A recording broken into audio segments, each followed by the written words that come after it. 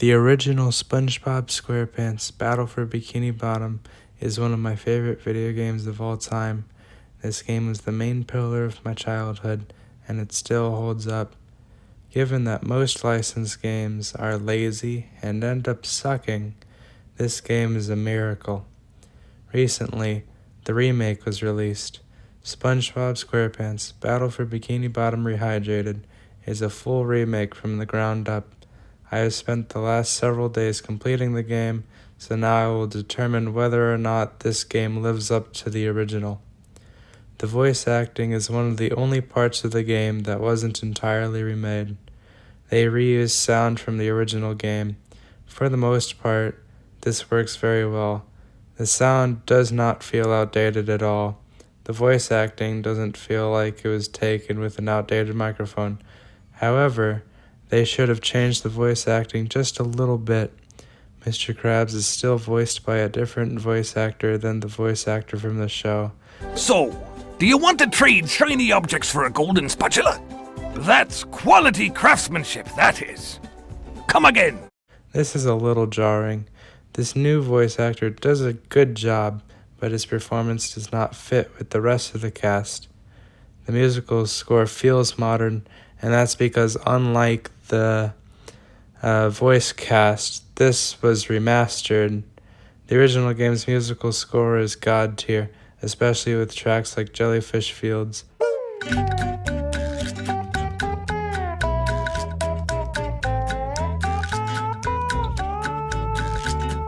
I am very glad that the musical score was updated and made even better. The script is also an aspect of the game that was unchanged. Just like the original, the script in this game is hilarious. This game succeeds at putting a smile on my face and helping me recover from The Last of Us Part 2. This script reminds me of the old SpongeBob, the version of SpongeBob that has jokes that are accessible to everyone and are smartly written. Hey, Patrick. Nice sock. What sock? The one you're standing on. Oh, that one. It's lost.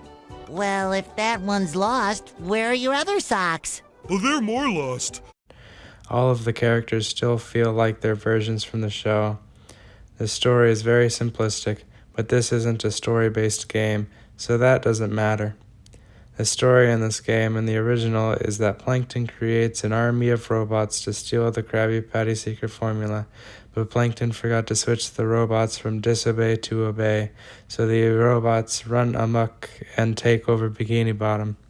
There are many cool regions in this game that make it feel like Bikini Bottom. There is Jellyfish Fields, downtown Bikini Bottom, Goo Lagoon, the Mermalair, Rock Bottom, Sand Mountain, Kelp Forest, and the Flying Dutchman's Graveyard. Because of the amount of locations from the show, there are a lot of cool references to the show. My personal favorite reference in the game is in Rock Bottom, where if you go up to a soda or snack machine, the bus goes by when you were not looking. This is a reference to the episode of the show where SpongeBob gets stuck in rock bottom and has to find a way back up. The graphics in this game make Bikini Bottom look like what it looks like in the show. The brand new art style that the remake has totally fits the game. However, the title screen is a significant downgrade from the original. The new art style gets rid of the battle part of the title. Even on the Switch version, the art style still shines, although the sand in Goo Lagoon looks a little rough. The one problem with the graphics that some people seem to have is a change to Sand Mountain. The remake has sand instead of snow. It looks a little odd at first, but it makes more sense than the snow from the original game. Some of the unused regions from the original game are in Rehydrated, however they were put into the disappointing multiplayer mode. The level design in this game is spectacular. It is not outdated like what some of the journalists are saying. The level design perfectly balances the challenging platforming with creating Bikini Bottom. For the most part, this game is challenging, but it is also doable and fun. The ballroom puzzle still sucks and took me a million tries. This game has some frustrating gamer moments, but it isn't to the insane level of The Last of Us Part 1 and Part 2 to a degree. There is a nice balance between combat and platforming. It isn't as maze-like as I remember it as a kid. The semi-linear nature of it works very, very well. Thankfully, there is a fast travel system in the game by accessing the golden spatula menu, so there isn't a hassle involved in trying to backtrack for collectibles. The collectathon aspect of this game is not outdated. The thing keeping it from being outdated is the fact that the game does not take you back to the hub after you collect a golden spatula. This gives it a leg up above other platforming games like Super Mario 64 and Super Mario Sunshine. However, I have one issue with the collectibles this time around. For whatever reason, the developers decided to make the golden spatulas that can be bought from Mr. Krabs ridiculously expensive. This makes the shiny object grinding portion of the game a lot more tedious. Because this game was rebuilt from the ground up, the way that characters are controlled does not entirely feel like the original game. The characters have different physics to the characters in the original game, and they also have different sensitivities. The movement just feels different. At first, the controls themselves were odd to me. This is because I was used to the controls in the GameCube version.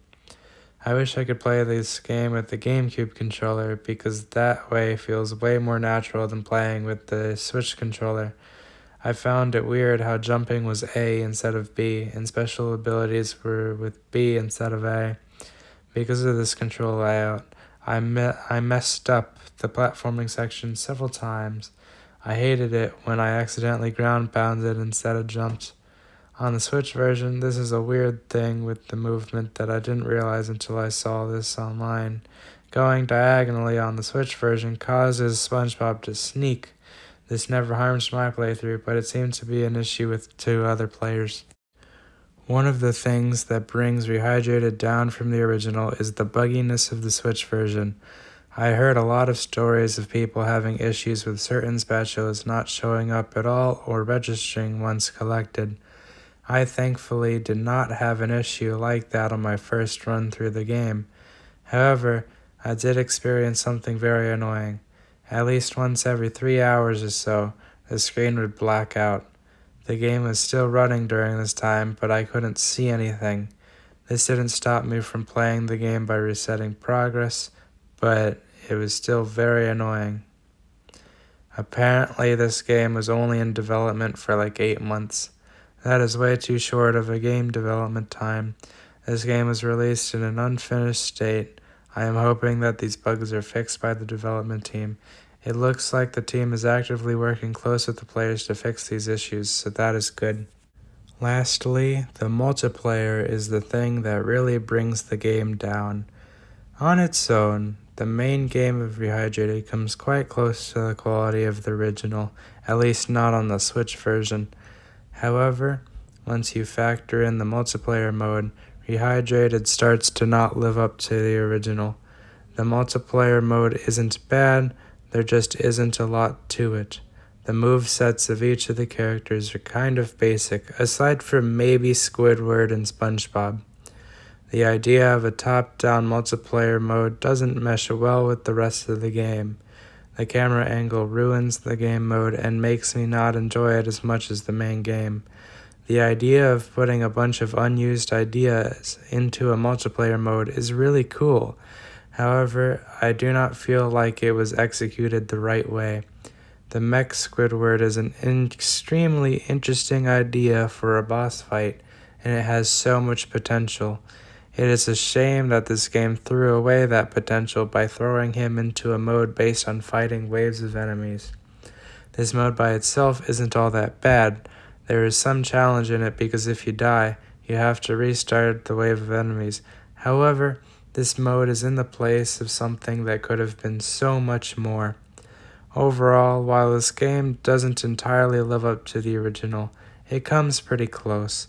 Unlike The Last of Us Part 2, I will definitely play this game a second time. This game is so much fun to 100%. So that is the end of my review. What did you think about this game? How does it compare to the original game? I'm curious to hear your thoughts. Did you have any issues with the game that were game breaking, like any spatulas not loading or not registering?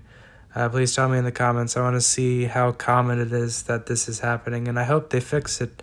So please like and subscribe and share this video. Bye.